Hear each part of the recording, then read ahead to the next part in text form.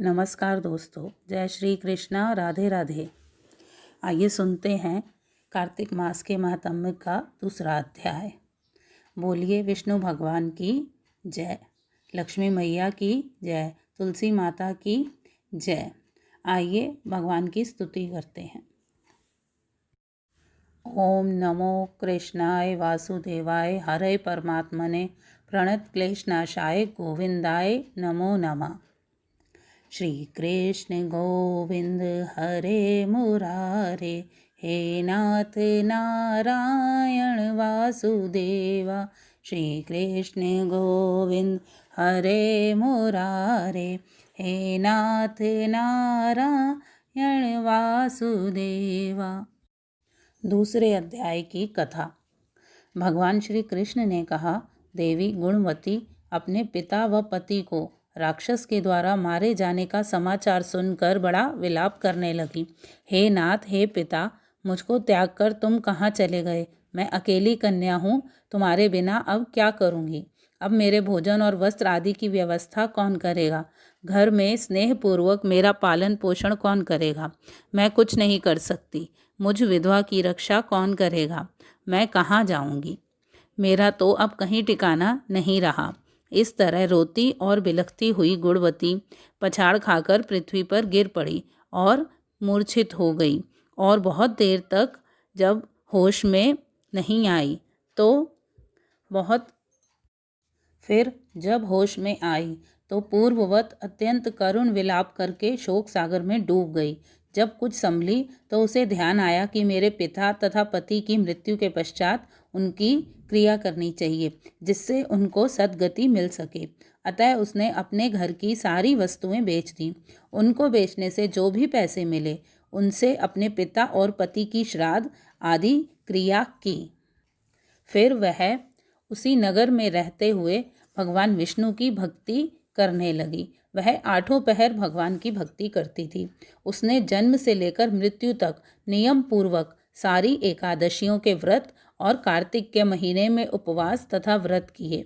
हे प्रिय, यह एकादशी और कार्तिक व्रत मुझको बड़े ही प्यारे हैं। मुक्ति, भक्ति, पुत्र तथा संपत्ति को देने वाले परम पवित्र हैं। जो मनुष्य कार्तिक मास में सवेरे उठकर स्नान करते हैं, व्रत और उपासना करते हैं, वह मुझे बहुत ही प्यारे हैं, क्योंकि यदि बड़े पापी भी हों तो भी स्नान और व्रत के प्रभाव से उन्हें मोक्ष की प्राप्ति हो जाती है।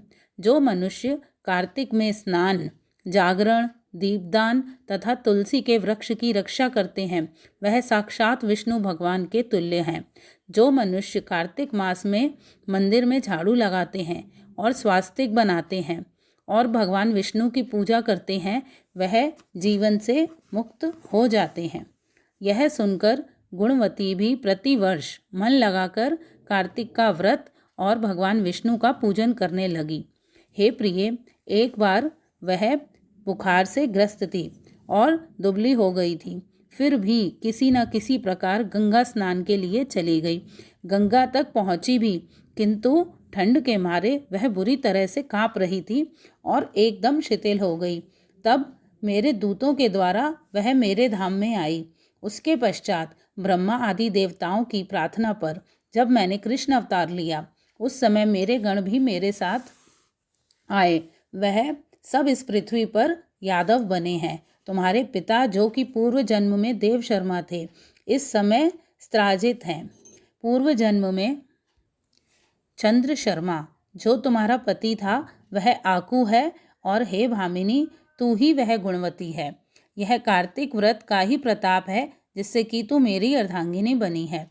पूर्व जन्म में तुमने मेरे मंदिर के द्वारे पर तुलसी का पौधा लगाया था। वह इस समय तेरे महलों के आंगन में कल्प वृक्ष के रूप में खड़ा है। तुमने जो उस जन्म में दीप दान किया था, उसके कारण तुम्हारी देह सुंदर है, तुम्हारे शरीर में शोभा है और घर में साक्षात लक्ष्मी निवास करती है। तुमने क्योंकि पूर्व जन्म में अपने समस्त व्रतों का फल पति स्वरूप विष्णु को अर्पण कर दिया था, उसी के प्रभाव से तुम इस समय मेरी प्रिय भामिनी हुई हो। पूर्व जन्म में आजीवन तुमने जो नियम से कार्तिक मास का व्रत किया था, उसका यह प्रभाव है कि मेरा और तुम्हारा कभी वियोग नहीं होगा। इस प्रकार जो कोई कार्तिक मास में व्रत आदि करते हैं वह मुझे तुम्हारे ही समान प्यारे हैं।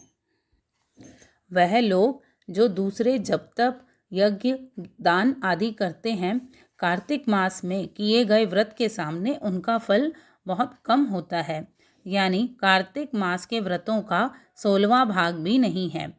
इस तरह से सत्यभामा श्री कृष्ण भगवान से अपने पूर्व जन्म के पुण्य का प्रभाव सुनकर अति प्रसन्न हुई।